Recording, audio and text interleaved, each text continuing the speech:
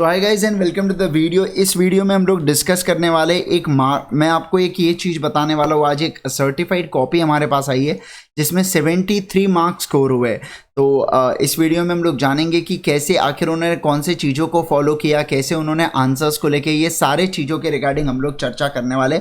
आप यहाँ पे देख सकते हैं जो कंपलसरी क्वेश्चन है उसमें पहले क्वेश्चन में 12 में से 8 मार्क आए, देन बाकी 48 में से 36 मार्क्स। देन अगर मैं बात करूँ आप लोगों के साथ BCR के अंदर 10 में से 8 मार्क आए हैं और 30 में से 21, मतलब 40 में से लगभग 30 मार्क BCR के अंदर स्कोर किया है भाई ने।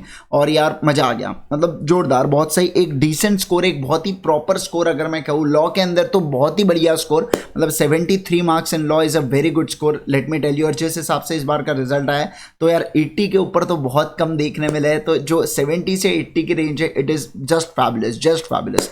तो ऐसे केस के अंदर आइए जानते हैं कि कैसे इन्होंने पेपर को लिखा और सारी चीज़ों को हम लोग जानते हैं। ठीक है, देखिए सबसे पहला क्वेश्चन तो बेटा ये वाला था जहाँ पे ना इन्होंने मतलब इंडियन कॉन्ट्रैक्ट एक्ट से रिलेटेड ये क्वेश्चन था और काफ़ी सारी चर्चा इन्होंने की थी। तो आइए देखते हैं क्वेश्चन के अंदर क्या बोला गया है। आप देख लीजिए यहाँ पे पहले से कि कोई क्लासिकल डांसर है जिन्होंने 60 डांस परफॉर्मेंस के लिए वादा किया है और मतलब जो भी है शी वुड पे 10,000 पर परफॉर्मेंस उन्हें मिलने वाला है। अब वो अगले मंथ में एब्सेंट हो जाते हैं, मतलब वो है ना वहाँ पे, मतलब क्या सामने वाला व्यक्ति टर्मिनेट कर सकता है, कॉन्ट्रैक्ट को नहीं कर सकता है, उस चीज़ के रिगार्डिंग यहाँ पे चर्चा हो रही है। तो इन्होंने आंसर को कैसे प्रेजेंट करा है मैं आपको वो बतवा देता हूँ। देखिए यहाँ पे इन्होंने प्रॉपर, मतलब जब जैसा क्वेश्चन था उस हिसाब से आपको आंसर लिखना होता है। तो ऐसे केस के अंदर इन्होंने बराबर डाले, सबसे पहले तो चीज़ों को डाल दिए। मतलब देखो यार क्वेश्चन वाइज डिफर होती है चीज़ें, है ना।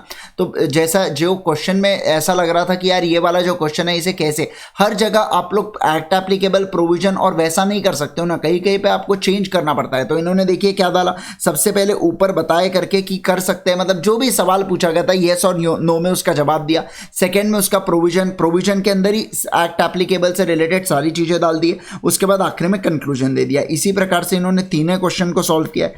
उसके बाद अगर मैं बात करूं बी वाला पार्ट कंपनीज एक्ट से रिलेटेड था, तो जो हमारा फॉर्मेट होता है एक्ट एप्लीकेबल प्रोविजंस, और उसके बाद अगर मैं बात करूं आपके साथ फैक्ट्स ऑफ द केस और कंक्लूजन, तो उस फॉर्म में इन्होंने आंसर लिखते हुए गए। और आप देख सकते हैं यहाँ पे आपको उनको 3 में से 4 मार्क मिले, मतलब 4 में से 3 मार्क मिले, सॉरी 4 में से 3 मार्क मिले। तो ऐसा यहाँ पे हुआ है, ठीक है। उसके बाद अगर मैं बात करूँ आपके साथ, फिर उन्होंने सेम, मतलब आप अगर देखते जाएंगे तो पूरे इसमें इन्होंने फॉर्मेट सेम रखा। सबसे खास बात मुझे ये लगी पेपर की, इन्होंने फ्रेश क्वेश्चन को फ्रेश पेज से स्टार्ट किया। यहाँ पे आपके इनके पहले क्वेश्चन के तीनों सब पार्ट खत्म हो गए, उसके बाद इन्होंने नेक्स्ट वाली चीज के ऊपर चले गए। आप देख सकते हैं फिर इन्होंने अकॉर्डिंगली उसी प्रकार से लिखते हुए गए ये लोग, है ना। उसी प्रकार से जो भी, मतलब क्वेश्चन के हिसाब से आपको डिसाइड करना है कि आपको कौन सा फॉर्मेट यूज करना है और आपको कौन सा फॉर्मेट यूज नहीं करना है। ये पूरा चीजें है ना क्वेश्चन के ऊपर डिपेंड करती है। आप यहाँ पे देख सकते हैं, मैंने आपको हमेशा, अभी कुछ दिन पहले मैंने वीडियो लाया था how to write law answers करके, how to present law answers. उसके अंदर मैंने आपको यही तो बताया था कि कैसे आप एक आंसर्स को प्रेजेंट करोगे, कैसे आप आंसर्स को बताओगे। देखिए क्या होता है कि जो आंसर शीट है ना, ये कम्युनिकेशन का जरिया है बेटा आप लोगों के साथ, एग्जामिनर के साथ बात करने का। ओरल तो अपने होते नहीं है, सीधी सी बात है। तो ऐसे केस के अंदर हमको क्या, हमको पेपर को हमको ब्यूटीफुली लिखना है, एक स्ट्रक्चर्ड फॉर्म में लिखना है। ऐसा नहीं हो कि हम कुछ भी लिखे, जो मन में आ रहा वहां पे लिख रहे, मन में आ गया सेक्शन लिख दिया, मन में आया प्रोविजन लिखे, इच्छा हो रही तो फैक्ट्स ऑफ द केस लिखे, नहीं तो नहीं लिखे करके, है ना। तो ऐसा अपने को नहीं करना है। तो ऐसे केस में आप डिसाइड करके रखिए अपना एक प्रॉपर स्ट्रक्चर, जो हम आपको बताते हैं वो स्ट्रक्चर को डिसाइड करके रखिए और उसके अनुसार आपने आंसर लिखना दीजिए। अब अगर कोई बच्चा नया इस वीडियो को देख रहा है तो यार आपको टेंशन की जरूरत नहीं है, फ्री में आप इट्स लॉ एंगल करके सर्च कर सकते हो बाय इंद्रेश गांधी, है ना। तो आप सर्च कर लेंगे तो सीजन 5 है ना, या bit.ly/, मैं आपको वीडियो के आखिरी में बतवा दूंगा कि क्या क्या पे आप कहां से फ्री में कर सकते हैं और मेरे राइटिंग प्रैक्टिस सेशन की आप प्रैक्टिस कर सकते हैं। मतलब मेरे साथ लॉ आंसर्स को कैसे लिखना है वो आप लिटरली प्रैक्टिस कर सकते हो, है ना। और वो भी एब्सोल्युटली फ्री ऑफ कॉस्ट, ये भी बतवा देता हूं मैं आपको। चलिए, तो इसी प्रकार से इन्होंने पूरे आंसर्स लिखे। आप एक और चीज ऑब्जर्व करेंगे, पॉइंट वाइज इन्होंने आंसर लिखे हैं। सबसे बेस्ट चीज मुझे लगी, पॉइंट वाइज इन्होंने आंसर लिखते हुए गए।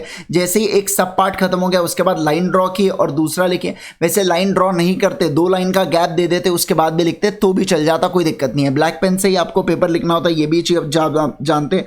उसके बाद अगर मैं बात करूं जहां पे इनको लगा, इन्होंने अंडरलाइन भी किए, पेन से किए, पेंसिल से नहीं किए, हाईलाइटर से नहीं किए, आप ये भी देख पा रहे हैं, है ना। तो और वो लिखते लिखते यार वो फ्लो फ्लो में ही आपको करना है, आप ऐसा अलग से कर नहीं सकते, हमारे पास इतना टाइम नहीं है उसके लिए, है ना। तो ये सारी चीज़ों को बहुत बढ़िया इन्होंने आंसर लिखा है, बहुत बढ़िया प्रेजेंट किया है पेपर को, इस चीज़ का ध्यान रखिएगा। देखो एक आपकी जो हैंडराइटिंग होती है ना, ये एक हद तक मैटर करती है, मेन तो आपका कंटेंट ही मैटर करता है कि आप कंटेंट क्या, आप कितनी भी खूबसूरत हैंडराइटिंग निकाल लो लेकिन कंटेंट बहुत ही बेकार है तो ऐसे केस के अंदर कुछ नहीं हो सकता। लेकिन अगर आपकी हैंडराइटिंग थोड़ी प्लस माइनस हो और अगर आपका कंटेंट बहुत बेहतरीन है तो चल जाता है, आप स्कोर कर सकते हो और वो भी बढ़िया स्कोर कर सकते हो, इस चीज का आप ध्यान रखिएगा, है ना। चलिए मैं अगर बात करूं तो इसी प्रकार से इन्होंने फॉर्मेट को पूरा बेटा यूज किया है, हर एक फॉर्मेट को उसी प्रकार से आप देख सकते हैं पॉइंट वाइज जो मैं आपको क्लास में बताता हूं। मैं आपको एक समरी बता दूं अभी के केस में, देखो मैं अगर बात करूं ना आप लोगों के साथ तो मैं आपको एक समरी दे देता हूं मैं। तो इन्होंने क्या किया है, इन्होंने एक तो सबसे पहली बात पॉइंट वाइज लिखा है, दूसरी वाली चीज फ्रेश क्वेश्चन फ्रेश पेज। तीसरे चीज की अगर मैं बात करूं आप लोगों के साथ, इन्होंने सेक्शन को कोट किया है, दो ये कंपलसरी नहीं होता है लेकिन फिर भी इन्होंने सेक्शन को कोट किया है। उसके बाद अगर मैं बात करूं आप लोगों के साथ, फिर तीसरी चीज अगर मैं कहूँ तीसरी वाली चीज में, तो यहाँ पे इन्होंने ना एक बहुत खास चीज की और वो खास चीज कौन सी आपको बतवा देता हूँ मैं, देखिए। और वो है बेटा कौन सा, एक मिनट रुकिएगा, हाँ फॉर्मेट बेस्ड लिखा है इन्होंने, फॉर्मेट बेस्ड चीजों को लिखा है, समझ रहे बात को, फॉर्मेट बेस्ड इन्होंने चीजों को लिखा है। और ये सबसे खास चीज लगी मुझे, मैं आपको बताऊं सबसे खास चीज मुझे ये लगी कि इन्होंने फॉर्मेट बेस्ड चीजों को लिखा है, जो सबसे बेहतरीन है बेटा, जो सबसे बेस्ट चीज लग रही है मुझे कि पूरे पेपर के अंदर एक स्ट्रक्चर फॉर्म में लिखते गए ना, तो इनका आंसर बहुत अच्छा लगा है, ठीक है। और ऑब्वियस सी बात है ये format question to question change होता है, क्वेश्चन टू क्वेश्चन चेंज होता है। चलिए ठीक है, तो ये था बेटा लॉ की सर्टिफाइड कॉपी। मैं इसी प्रकार से एक अलग से वीडियो लाऊंगा जहां पे मैं आपको बीसीआर के सर्टिफाइड कॉपीज से रिलेटेड चीजें बताऊंगा कि कैसे बीसीआर के अंदर इन्होंने आंसर लिखा है करके। होप सो ये वीडियो आप लोगों के लिए यूजफुल रहा। मैं आप सभी लोगों को बता दूं कि अगर आपने अभी तक मेरे टेलीग्राम चैनल को ज्वाइन नहीं किया तो ज्वाइन कर दीजिएगा, कमेंट सेक्शन के अंदर पिन करके रखा हूं मैंने। और इस चैनल के ऊपर आप नए हैं तो जरूर से सब्सक्राइब कर दीजिएगा इस चैनल को और वीडियो को लाइक करना, अपने सारे दोस्तों के साथ शेयर कीजिएगा। एक और चीज बता देता हूं कि यार अगर आपको कोई भी क्वेरी है, एनी क्वेरी, कोई भी क्वेरी हो तो आप इसी वीडियो के कमेंट बॉक्स में डाल सकते हैं, मैं वहां पे रिप्लाई कर दूंगा या मैं उसके ऊपर सेपरेटली वीडियो लगता है तो वीडियो लेके आ जाऊंगा, राइट। तो thank you so much once again guys, bye bye, take care, अपना और अपनों का ध्यान रखिए, बाय बाय एवरीवन।